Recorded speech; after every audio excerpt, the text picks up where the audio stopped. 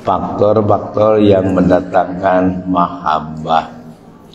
Kita dituntut untuk mencintai Allah dan Rasul-Nya, dan kita dituntut untuk lebih mencintai Allah daripada mencintai yang lainnya.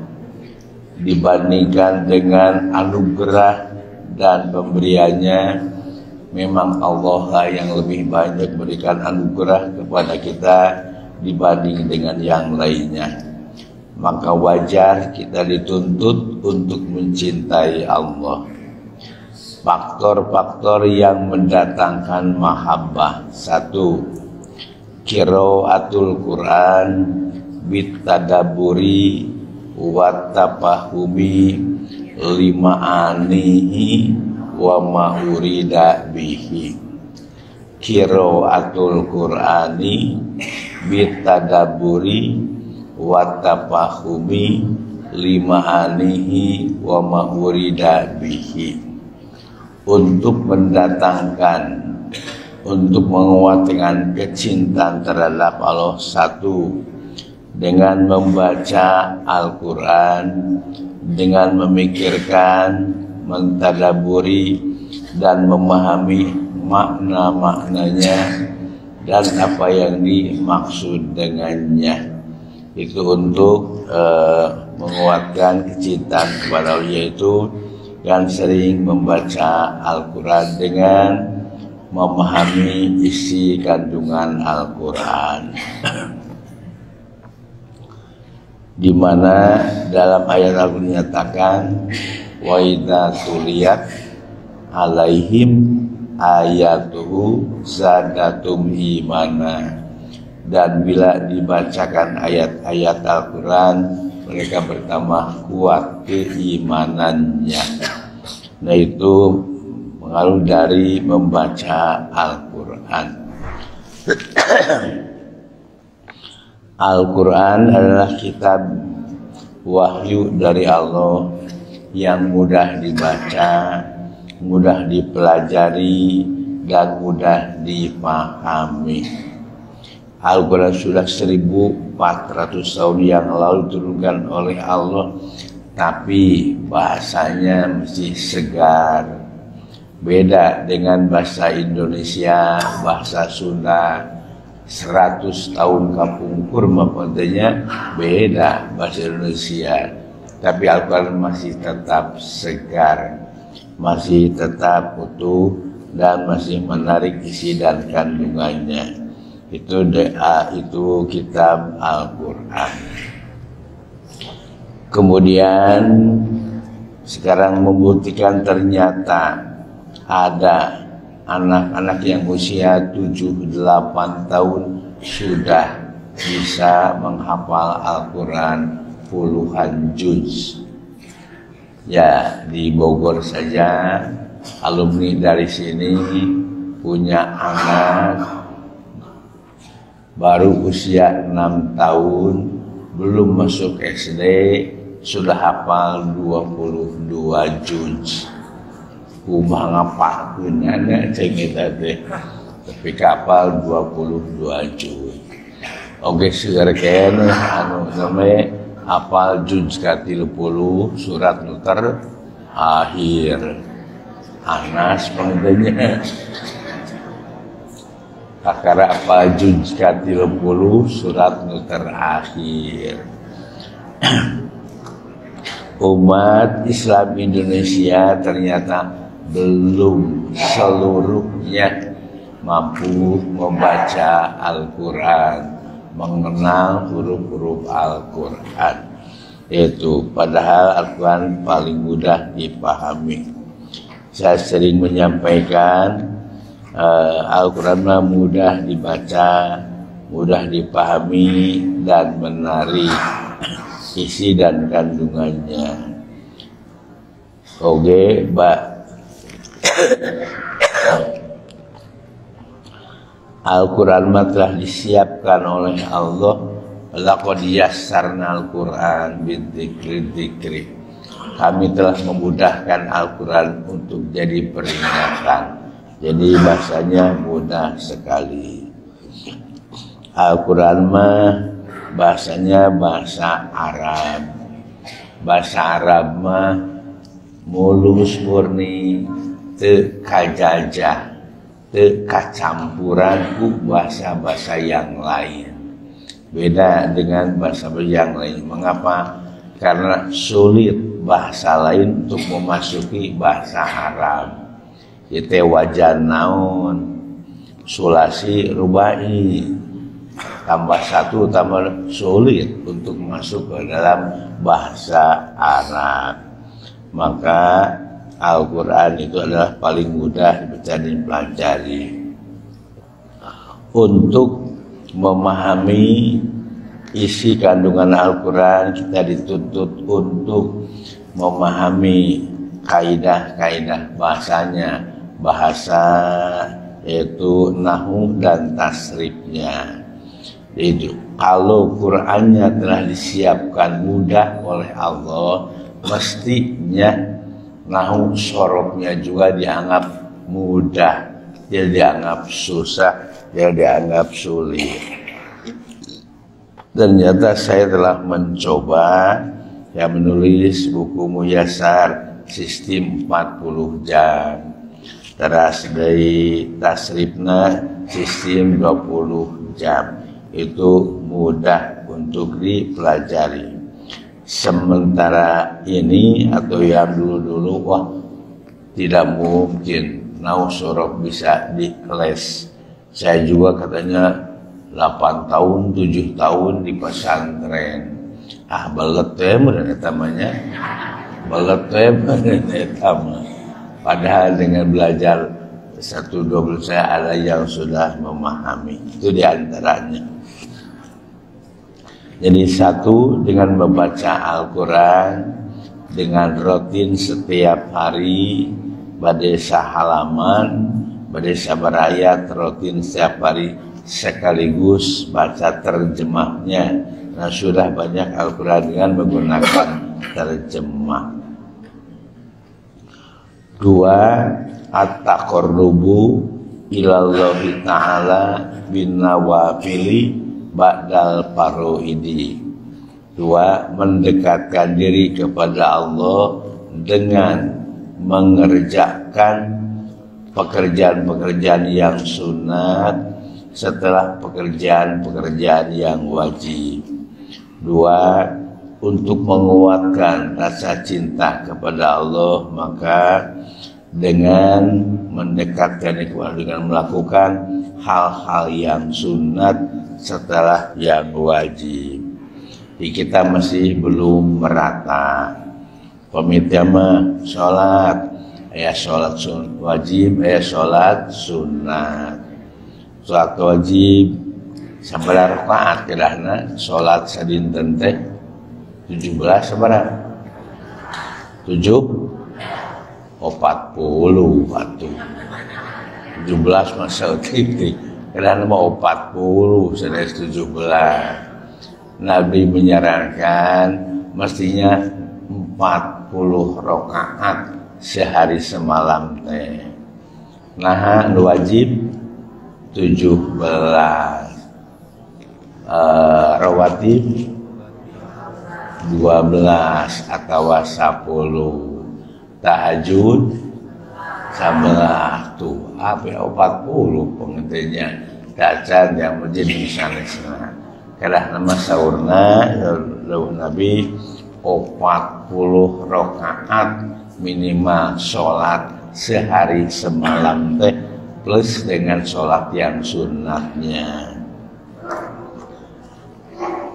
Kita melihat dalam pelaksanaan sholat Jumat, tos beres salam teh bubar wae teh setengah namanya, setengah lemah bubar wae teu wiridan acan.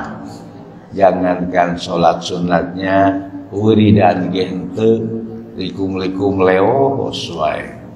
Padahal ai tos tuang sok istirahat heula, tos tuang sok istirahat heula, ngarokok heula, istirahat heula. Tuh tos wajib nantinya.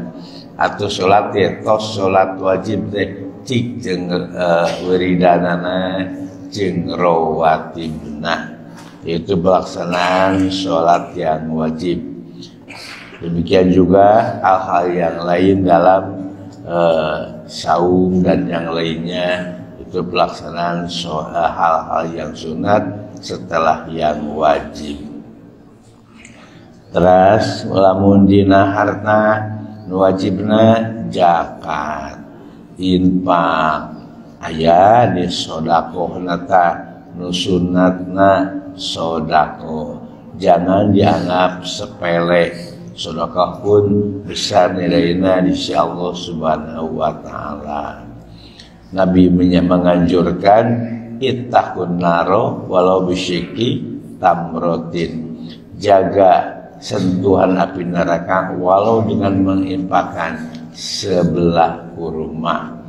Naon hartina sebelah kurma, betenya kurma hiji ge moal wareg, tapi teu kitu walau sebelah kurma pun ada nilainya di sisi Allah Subhanahu wa taala, bisa menyelamatkan api neraka. Mun engke di akhirat ku sabelah dunya ge moal bisa, ayeuna mah di dunya mangga ku sabelah kurma ge bisa.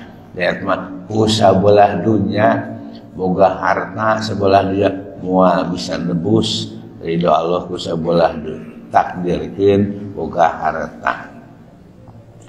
3. Dawamu zikrihi ala kulli halin bil lisani wal qalbi wal amali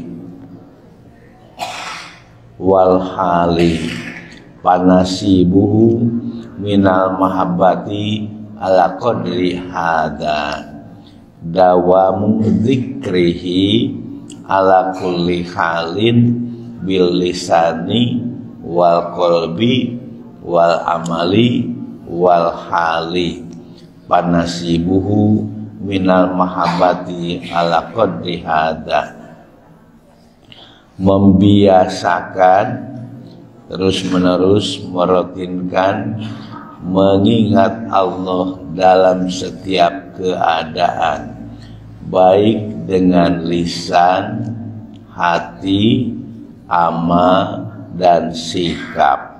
Maka ukuran pencapaian mahabbah adalah tergantung ukuran sejauh mana mengingat Allah. Itu yang dalam menyatakan alladzina dzkurunallaha qiyaman wa qu'udan wa ala junubihim. Itu dalam Al-Quran. Di sini juga sama, senantiasa mengingat Allah dalam segala hal, baik dengan lisan, hati, amal, keadaan. Maka bagian dia dari kecintaan kepada Allah tergantung ukuran persiapan untuk mengingat Allah. 4. Isari mahabbihi ala mahabbika inda golabatil hawa. Mengutamakan kecintaan kepada Allah daripada kecintaanmu di saat kuatnya desakan nafsu. Isaru mahabihi, menguatkan, mengutamakan cinta terhadap Allah ala mahabika, atas kecintaan dirimu di saat kuatnya desakan hawa nafsu. Tetap memilih dan mengutamakan mencintai Allah daripada cinta yang lainnya. 5. Mutola'atul qalbi li asma'ihi wa sifatihi wa musyahadatuha wa taqallubuhu fi riyadi hadhil ma'rifat wa mayadiniha.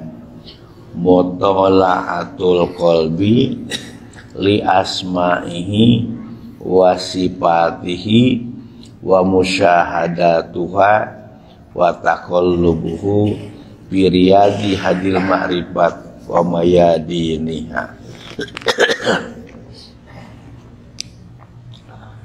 Menghayati nama-nama dan sifat-sifat Allah, merasakan kehadirannya dan membuka hati di taman dan lapangan makrifat kepadanya. 6. Musyahadatu birrihi wa ihsanihi wa ni'amihi dohirati wal batina. Musyahadatu birrihi wa ihsanihi wa ni'amihi dohirah wal batina. Menyaksikan kebaikan, merasakan maksudnya, menyaksikan, merasakan kebaikan Allah dan nikmat-nikmatnya yang nampak dan yang tersembunyi.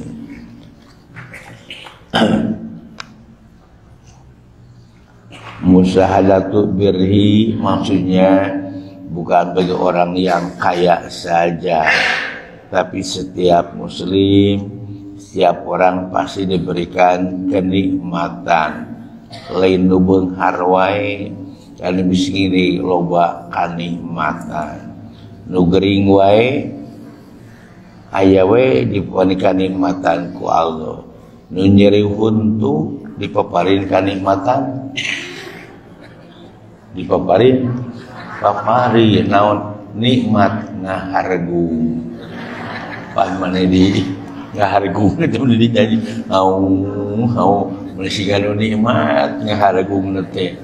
Eta nu nyeri huntu ge masih wae ayah kanikmatan kumaha jag-jag nu sehat pagitanya tuh merasakan betapa besarnya nikmat anugerah Allah yang dohir dan yang batin. Nikmat yang dohir nikmat materi, nikmat yang batin adalah nikmat agama. 7. Wa huwa ajabuha inkisarul qalbi baina yadaihi. Yang ketujuh yaitu yang paling mengagumkan, paling menarik yaitu terbukanya hati di hadapannya, yaitu i'ajabuha inkisarul qalbi baina yadaihi, terbuka hati untuk menerima segala perintahnya, melaksanakan apa yang diperintahkan dalam Al-Quran, siap untuk melaksanakan. 8. Al-khalwatu waktu nuzulil ilahi wa tilawati kitabihi summa khutima dalika bil istighfar wa taubati. Al-khalwatu waktan nuzulil ilahi wa tilawati kitabihi summa khutima zalika bil istighfari wa taubati. Al-khalwatu menyendiri atau menyepi di waktu nuzulul ilahi, di sepertiga malam akhir. Di hadis diterangkan Allah suka turun di sepertiga malam. Allah membuka pendaftaran. Di sepertiga malam. Saha nurek tobat sok diterima. Saha nu boga kahayang sok dikabulkeun. Saha nu ngadoa pasti dikabulkeun. Itu dalam sebutnya an-nuzulul ilahi, saat turun Allah, yaitu di sepertiga malam sebagaimana yang dinyatakan dalam hadis. Kemudian watilawatu kitabihi, dan membaca kitabnya, summa hutima diakhiri dengan istighfar dan taubat. 9. Mujalasatul muhibbin as-sadiqin wal tiqatu atau yibi samaroti kalamihim wala tatakallamu illa idza tarajjahat maslahatul kalami wa alimat annabihi mazidan lihalika wa manfaatan ligoerika.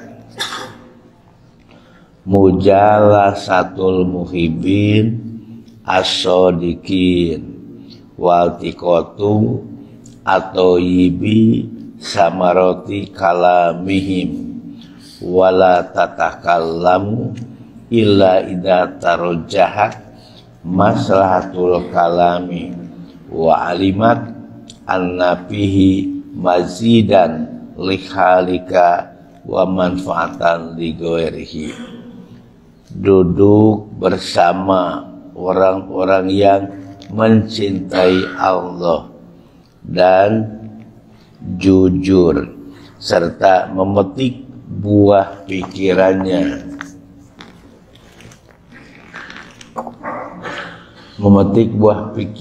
yang baik dan tidak berbicara kecuali apabila betul-betul pembicaraan itu bermanfaat dan engkau yakin bahwa dalam pembicaraan itu ada nilai lebih untuk dirimu dan manfaat bagi yang lain. 10. Mubadatu kulli sababin yahulu bainal qalbi wa bainallahi azza wa jalla. Menjauhi setiap faktor yang akan menghalangi antara hatimu dan antara Allah Subhanahu wa ta'ala. Ya dikutip tina Fathul Majid halaman 335. Eta 10 rupi upaya bikin mendekatkan diri untuk menguatkan cinta terhadap Allah Subhanahu wa ta'ala. Sebagaimana manusia mencintai yang lainnya, tentu saja diingat terus ya, atau ditelepon, dihubungi terus, demikian juga hubungan cinta dengan Allah. Itulah 10 upaya atau kiat-kiat untuk memupuk dan menguatkan rasa cinta kepada Allah Subhanahu wa ta'ala.